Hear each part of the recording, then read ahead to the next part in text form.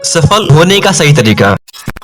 आज हम जानने वाले हैं कि सफलता का एक सही मार्ग क्या होता है। कई लोगों को रास्ता तो पता होता है, लेकिन ये नहीं पता होता कि आज उस रास्ते पर स्टेप बाय स्टेप कैसे चलना है। आप जब भी सीढ़ी चढ़ते हो ना, तो स्टेप बाय चढ़ते हो। आप ऐसा नहीं करते हैं कि सबसे पहले बड़ी सीढ़ी पर चढ़ गए और फिर अगला कदम चौथा या पांचवा सीढ़ी पर रखा, क्योंकि आपको पता होता है कि ऐसा करने से आप गिर सकते हो। लेकिन जब भी आप सफलता के मार्ग पर आगे बढ़ते हो ना, तो आप यही गलती करते हो। आप पहले के बाद तीसरे या चौथे या पांचवें पर कदम रखना चाहते हो, और जिसकी वजह से आप असफल हो जाते हो। तो आज मैं आपको बताऊंगा कि सफल होने का सही मार्ग, सही तरीका क्या होता है। जब भी आप सफलता के मार्ग पर आगे बढ़ रहे हो ना, आप हमेशा इस सर्कल को ध्यान में रखिएगा। आपको सबसे पहले सफल होने के लिए ज्ञान की आवश्यकता होती है। ज्ञान के बाद आपके अंदर उस ज्ञान की योग्य होनी चाहिए, और योग्यता के बाद आपको उस काम को करने के लिए इच्छा भी होनी चाहिए। तो इस सर्किल को आप ध्यान में रखकर इस सर्किल की एक बातों को डिटेल में समझते हैं। नंबर 1, ज्ञान का होना। सबसे पहले आपके अंदर ज्ञान होना बहुत जरूरी है, लेकिन किस चीज का ज्ञान? आपको ज्ञान होना चाहिए कि आपको क्या करना है, और उसके बाद उसी ज्ञान में आपको पता होना चाहिए कि आपको